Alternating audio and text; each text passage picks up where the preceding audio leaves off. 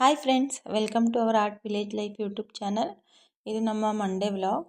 ಇವತ್ತು ಸ್ವಲ್ಪ ಬೆಳಗ್ಗೆಯಿಂದನೇ ನನ್ನ ವ್ಲಾಗ್ನ ಸ್ಟಾರ್ಟ್ ಮಾಡ್ತಾ ಇದ್ದೀನಿ. ನಾವು ರಾಗಿನ ಕಟ್ಟೋಣ ಅಂತ ಬಂದ್ವಿ. ಎಲ್ಲ ತುಂಬ ಮೋಡ ಆಗಿತ್ತು. ಹಾಗಾಗಿ ಅಷ್ಟರಲ್ಲಿ ನಮ್ಮ ಕೋಳಿ ಎಲ್ಲಿ ಮೇಯ್ತಾ ಇದೆ ನೋಡಿ, ಅದು ಮೇಲೆ ಹೋಗಿ ಏನೋ ತಿಂತಾ ಇತ್ತು ಫುಲ್ ಹೈಟಲ್ಲಿ. ಹಾಗಾಗಿ ಅದನ್ನ ನೋಡ್ತಾ ಇದ್ವಿ. ಫುಲ್ಲು ಹೈಟು ಹೋಗಿಬಿಟ್ಟು ಅಲ್ಲಿ ಈ ಫುಡ್ನ ಹುಡುಕ್ತಾ ಇತ್ತು. ಅಲ್ಲಿ ಏನು ಫುಡ್ ಇತ್ತು ನಿಜವಾಗ್ಲೂ ಗೊತ್ತಿಲ್ಲ. ಇನ್ನು ನನ್ನ ಹಸ್ಬೆಂಡ್ ಅಲ್ಲಿ ಯಾವುದೋ ನಾಯಿ ಹೋಯಿತು ಅಂತ ಹೇಳಿಬಿಟ್ಟು ಅದರಿಂದನೇ ಹೋದರು. ಮತ್ತು ಬಂದು ರಾಗಿನ ಕಟ್ಟೋದಕ್ಕೆ ಸ್ಟಾರ್ಟ್ ಮಾಡ್ಕೊಂಡ್ವಿ. ಇನ್ನು ಮಧ್ಯಾಹ್ನ ಎಲ್ಲ ತುಂಬ ಬಿಸಿಲಿರುತ್ತಲ್ವ, ಆವಾಗ ಕಟ್ಟೋದಕ್ಕೆ ತುಂಬ ಕಷ್ಟ. ಮತ್ತು ಹುಲ್ಲೂ ಒಂಥರ ಹಾರ್ಡ್ ಅನಿಸುತ್ತೆ. ಇವಾಗ ಸ್ವಲ್ಪ ಸಾಫ್ಟಾಗಿರುತ್ತೆ ಬೆಳಗ್ಗೆನೇ. ಹಾಗಾಗಿ ಬೆಳಗ್ಗೆನೇ ಫುಲ್ ಕಟ್ಕೊಂಡ್ವಿ. ಮುಗ್ದೋಯ್ತು ಇವತ್ತಿಗೆಲ್ಲ. ಫುಲ್ ಬೆಳಗ್ಗೆ 1 ಗಂಟೆ ಕಟ್ಟಿದ್ವಿ, ಅಷ್ಟರೊಳಗೆಲ್ಲ ಮುಗ್ದೋಯ್ತು. ಯಾಕೆಂದರೆ 3 ಡೇಸಿಂದ ಕಟ್ತಾ ಇದ್ದೀವಲ್ವ, ಹಾಗಾಗಿ ರಾಗಿ ಇದೊಂದು ಕೆಲಸ ಇವತ್ತಿಗೆ ಮುಗೀತು. ಇನ್ನು ಎಲ್ಲ ತಗೊಂಡು ಮಿಷಿನಿಗೆ ಹಾಕೋದು ಅಷ್ಟೇ. ಇದನ್ನೆಲ್ಲ ನೀಟಾಗಿ ಅಲ್ಲೇ ಕಣಕ್ಕೆ ಪಕ್ಕದಲ್ಲೇ ಇದೆಯಲ್ವ ಕಣ, ಹಾಗಾಗಿ ಹೊರೋದಷ್ಟೊಂದು ರಿಸ್ಕ್ ಅನಿಸಲ್ಲ. ಪಕ್ಕದಲ್ಲೇ ಇರೋದ್ರಿಂದ ಬೇಗನೆ ಎಲ್ಲ ಹೊತ್ಕೊಂಡ್ವಿ. ಇನ್ನು ನಮ್ಮದು ಕೋಳಿಗಳಂತೂ ಎಲ್ಲ ಅಲ್ಲೇ ಮೇಯ್ತಾ ಇದ್ವು. ಫುಲ್ ಆ ಕಡೆ ಒಂದು ಲೈನು ಫುಲ್ ಕೋಳಿಗಳೆಲ್ಲ ಕೆರೆದ್ಬಿಟ್ಟು ರಾಗಿನ ಫುಲ್ ಹಾಳು ಮಾಡಿಬಿಟ್ಟಿದ್ದಾವೆ. ಅಲ್ಲಿಗೆ ನಾವು ಹಸುಗಳನ್ನ ಕಟ್ಟಿದ್ವಿ, ಅದೆಲ್ಲ ಚೆನ್ನಾಗಿ ತಿನ್ನುತ್ತವೆ ಅಂತ. ಫುಲ್ ಎಲ್ಲ ನಮ್ಮದೆಲ್ಲ ಕೋಳಿಗಳು ಬಂದು ರಾಗಿ ತಿನ್ನೋದು. ಅವು ರಾಗಿ ತಿನ್ನೋದಲ್ಲ, ಅದರೊಳಗಡೆ ಗೆದ್ಲೆ ಹುಳು ಇರುತ್ತಲ್ವ, ಅದನ್ನು ಹೊಡ್ಕೊಂಡು ತಿನ್ನೋದು. ಇನ್ನು ರಾಗಿ ಎಲ್ಲ ಕಟ್ಟಿಬಿಟ್ಟು ತಿಂಡಿ ಎಲ್ಲ ಮುಗಿಸ್ಕೊಂಡು ಹಸುಗಳಿಗೇನು ಮೇವು ಹಾಕಿದ್ವಲ್ವ, ತುಂಬ ಬಿಸಿಲಿತ್ತು, ಅದು ಎಲ್ಲ ಮೇವೆಲ್ಲ ಒಣಗೋಗ್ಬಿಟ್ಟಿತ್ತು. ಹಾಗಾಗಿ ನೀರು ಬಿಡೋಣ ಅಂತ ಬಂದ್ವಿ. ಇನ್ನು ಇದು ಗಂಜೆಟ್ಟು, ಅದರಲ್ಲಿ ಸ್ವಲ್ಪ ಜೋಳ ಹೈಟ್ ಆಗಿರೋದ್ರಿಂದ ಇದರಲ್ಲೇ ನೀರು ಹಾಯಿಸ್ಬೇಕು. ಹಾಗಾಗಿ ಅದು ಹಿಂಗೆ ಸೆಟ್ಟಿಂಗ್ ಮಾಡ್ತಾಯಿದ್ರು. ಇದು 360 ಆ್ಯಂಗಲಲ್ಲಿ ಹೊಡೆಯುತ್ತಲ್ವ, ಆದರೆ ನಮಗೆ ಎಷ್ಟು ಡಿಗ್ರಿಲಿ ಬೇಕೋ ಅದನ್ನು ಸೆಟ್ ಮಾಡಿಕೊಂಡು ಹೊಡಿತಾಯಿದ್ರು. ಏಕೆಂದರೆ ಈ ಕಡೆ ಸೈಡು ಫುಲ್ ಹೊಲ ಇದೆ, ಅಲ್ಲಿ ನೀರು ಅವಶ್ಯಕತೆ ಇಲ್ಲ. ಜಸ್ಟ್ ಆ ಕಡೆ ಸೈಡ್ ಬೇಕಾಗಿರೋದ್ರಿಂದ ಫುಲ್ ರೌಂಡ್ ಹೊಡೆಯೋದು ಬೇಡ ಅಂತ ಅದೆಷ್ಟೋ ಕಡಿಮೆ ಮಾಡಿಬಿಟ್ಟು ಅದೆಲ್ಲ ಫುಲ್ ಸೆಟ್ ಮಾಡ್ತಾಯಿದ್ರು. ಇನ್ನು ಹಸುಗಳಿಗೆ ಜೋಳ ಮೇವನ್ನ ಹಂಗೆ ಅಲ್ಲೇ ಕುಯ್ಕೊಂಡು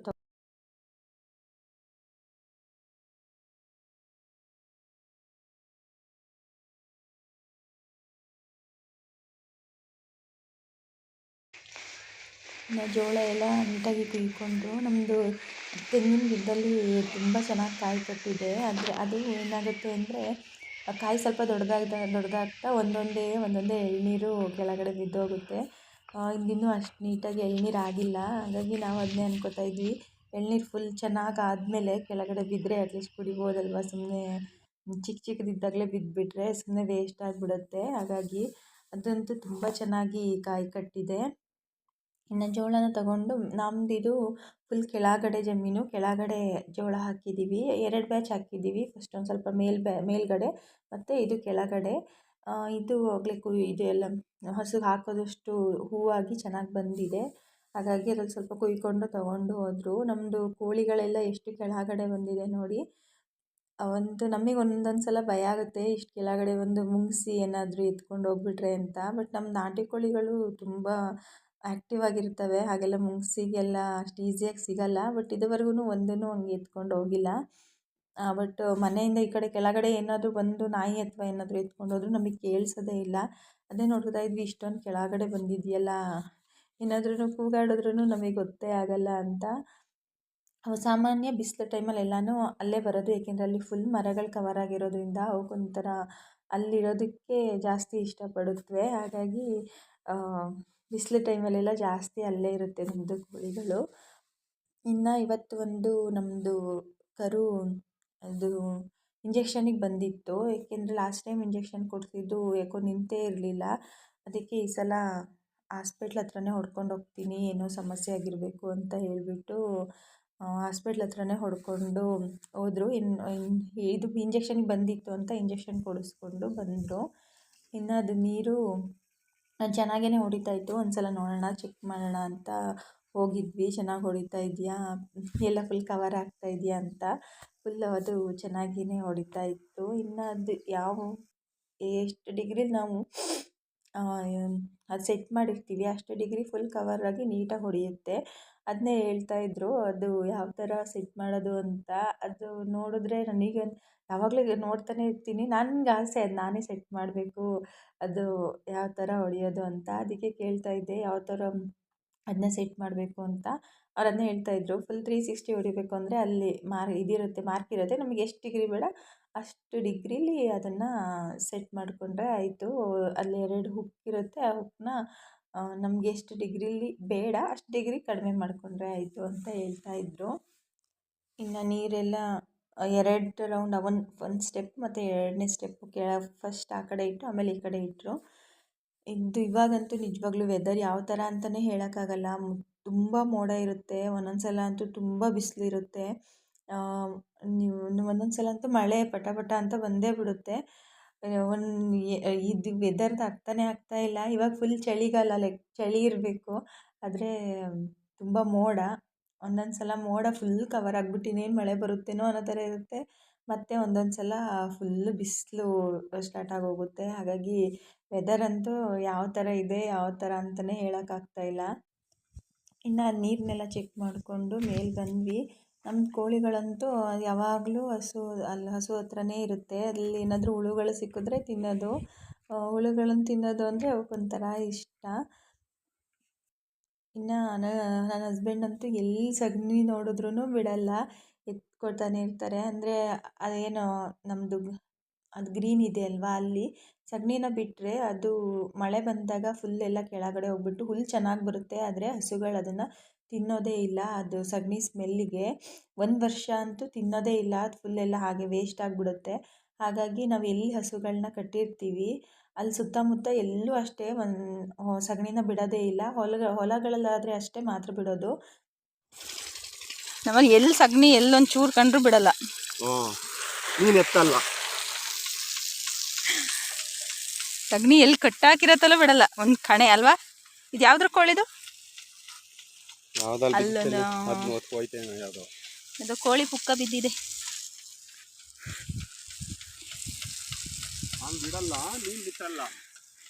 ಮುಟ್ತೀನಿ, ಹಂಗೇನಿಲ್ಲ.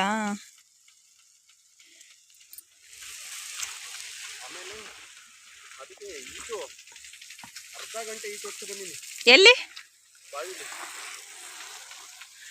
ಕೆರೆ ಹತ್ರ ಹೊಡ್ಕೊಂಡು ಹೋಗಿದ್ರಾ? ಕೆರೆ ಹತ್ರ. ಇನ್ನು ಅದು ಎಕ್ಕದು ಪಿಂಕ್ ಎಕ್ಕ, ವೈಟ್ ಎಕ್ಕ ಇದ್ದಿದ್ರೆ ಚೆನ್ನಾಗಿರ್ತಾ ಇತ್ತು. ಅದೆಲ್ಲ ಅಲ್ಲಿ ಸ್ವಲ್ಪ ದೂರದಲ್ಲಿ ಅಲ್ಲಿ ನಾವು ಕಣ ಹಾಕಿದ್ದೀವಲ್ಲ ಆ ಕಡೆ ಇದೆ. ಅವಾಗವಾಗ ಇದು ಹಾರನ ಮಾಡಿ ಹಾಕ್ತಾ ಇರ್ತೀನಿ ದೇವರಿಗೆ. ಏಕೆಂದರೆ ಗಣೇಶನಿಗೆ ಮತ್ತು ಆಂಜನೇಯ ಇದಕ್ಕೆ ವೈಟ್ ಕಲರ್ದು ಅದು ಎಕ್ಕದ ಹೂವನ್ನ ಹಾರ ಮಾಡಿ ಹಾಕಿದ್ರೆ ತುಂಬ ಒಳ್ಳೆಯದು ಅಂತ ಹೇಳ್ತಾರೆ. ಅದಕ್ಕೆ ನೋಡ್ತಾ ಇದ್ದೆ, ಪಿಂಕ್ ಆಗಿಬಿಟ್ಟು ವೈಟ್ ಆಗಿದ್ರೆ ಚೆನ್ನಾಗಿರ್ತಾ ಇತ್ತು ಅಂತ.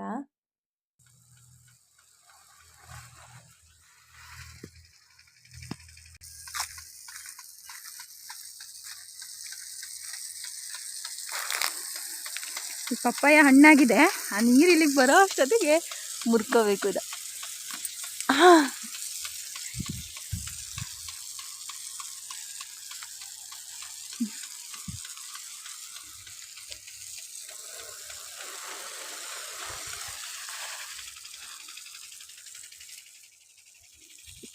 ಒಂದು kg ಇದೆ, 1.5 kg ಇದೆ ಇದು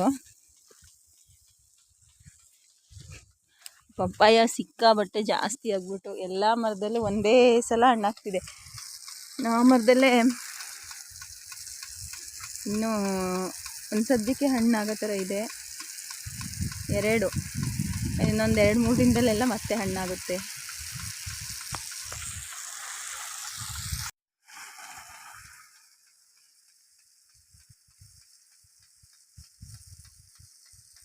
ಈ ಗಿಡ ಇಷ್ಟು ಹೈಟ್ ಆಗಿರೋದು ಸೀಬೆ ಗಿಡ, ಕಾಯಿ ಕಡಿಮೆ. ಇದು ಚಿಕ್ಕ ಗಿಡದಲ್ಲೇ ಕಾಯಿ ಜಾಸ್ತಿ.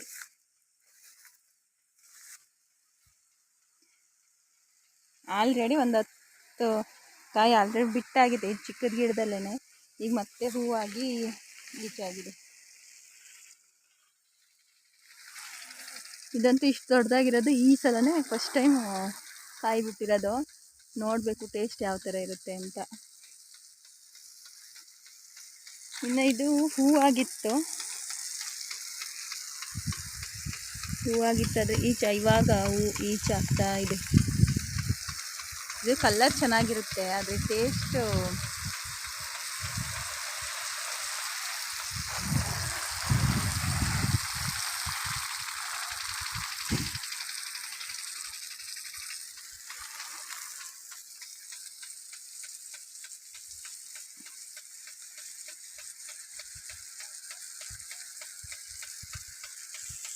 ಕಲರ್ ಚೆನ್ನಾಗಿರುತ್ತೆ ಇದು, ಆದರೆ ಟೇಸ್ಟ್ ಅಷ್ಟು ಚೆನ್ನಾಗಿರಲ್ಲ.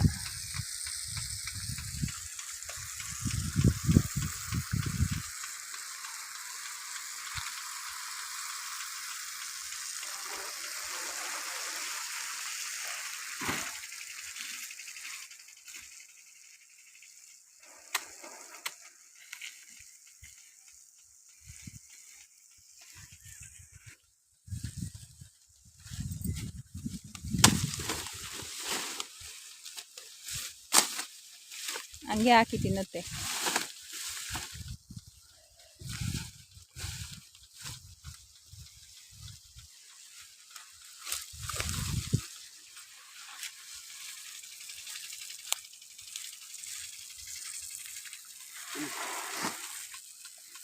ಅದಕ್ಕೆ ಯಾಕೆ ಅಷ್ಟು ಕಡಿಮೆ ಹಾಕಿರಿ? ಬೆಳಗ್ಗೆ ಹಾಕಿದ್ನಿ, ಅದಕ್ಕೇನು ಹಾಕಿಲ್ಲ.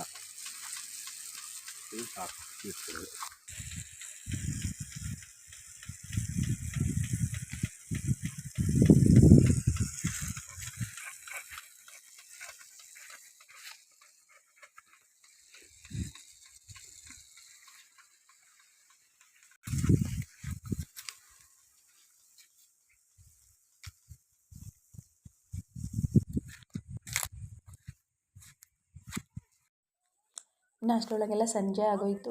ಹಾಗಾಗಿ ಕೋಳಿಗಳೆಲ್ಲ ಎಲ್ಲೆಲ್ಲಿ ಇದೆ ಅಂತ ನೋಡ್ತಾ ಇದ್ದೆ.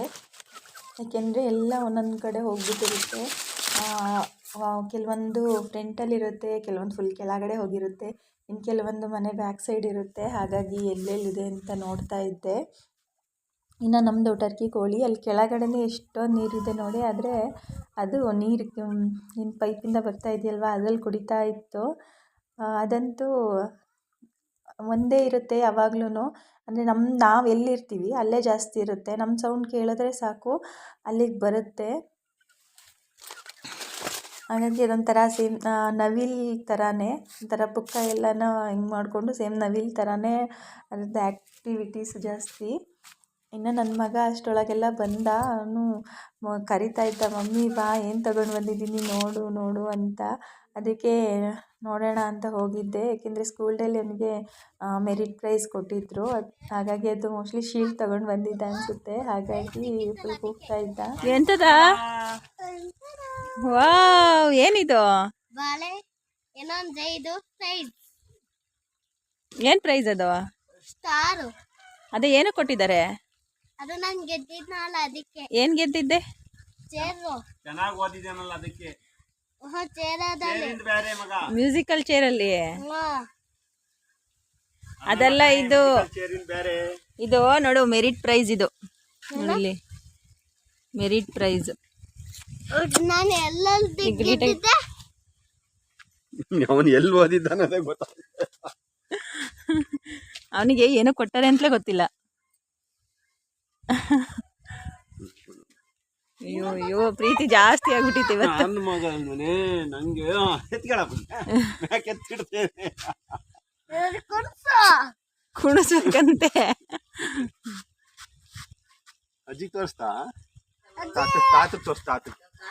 ತಾತ ನೋಡು ತಾತಾನು ಚೆನ್ನಾಗಿ ಓದಿ ನೀನು.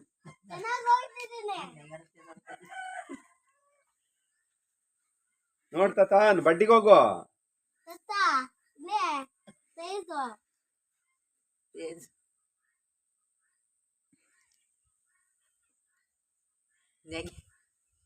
ಒಂದೇ ಸಲ ನೋಡೋದದು. ತಾತ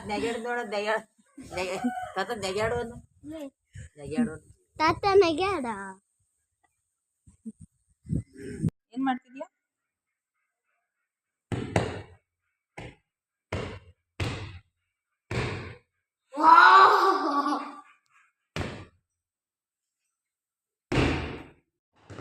ಅದು ಪ್ರೈಸ್ ಅಂತೂ ಎಲ್ಲೂ ಬಿಡ್ತಿಲ್ಲ. ರಾತ್ರಿ ಮಲ್ಗೋವರೆಗೂ ಅದನ್ನು ಬರೀ ಕ್ಲೀನ್ ಮಾಡೋದೇ ಆಗೋಯಿತು. ಇನ್ನು ಪಾರಿವಾಳಗಳು ಮರಿ ಕಾವು ಕೊಡ್ತಾ ಇದೆಯಾ ಅಂತ ನೋಡೋಣ ಅಂತ ಬಂದೆ. ಅವೇನೋ ಇವ್ರು ಬಂದರು ಅಂತ ಇವಾಗ ಎದ್ದು ನಿಂತ್ಕೊಳ್ತಂತೆ. ಅದನ್ನೇ ಹೇಳ್ತಾಯಿದ್ರು, ನೀರು ಬೇರೆ ಫುಲ್ ಖಾಲಿ ಆಗಿಬಿಟ್ಟಿದೆ, ತಗೊಂಡು ಬಾ ಅಂತ. ಯಾಕೆ ಎರಡು ಎದ್ದವೆ? ಮತ್ತು ಅದು ಕೂತಿರ್ಲಿಲ್ಲ, ಎರಡೂ ಸಹ ಸ್ವಲ್ಪ ಭಯಕ್ಕೆ ಸೈಡಿಗೆ ಬಂದು ನಿಂತ್ಕೊಂಡಿತ್ತು. ನಾನು ಇವತ್ತಿಗೆ ನನ್ನ ವ್ಲಾಗ್ನ ಇಲ್ಲಿಗೆ ಮುಗಿಸ್ತಾ ಇದ್ದೀನಿ. ನನ್ನ ಇವತ್ತಿನ ವಿಡಿಯೋ ನಿಮಗೆ ಇಷ್ಟ ಆಗಿದ್ದರೆ ದಯವಿಟ್ಟು ಲೈಕ್ ಮಾಡಿ, ಶೇರ್ ಮಾಡಿ ಮತ್ತು ನಮ್ಮ ಚಾನಲ್ನ ದಯವಿಟ್ಟು ಸಬ್ಸ್ಕ್ರೈಬ್ ಮಾಡ್ಕೊಳ್ಳಿ. Thank you.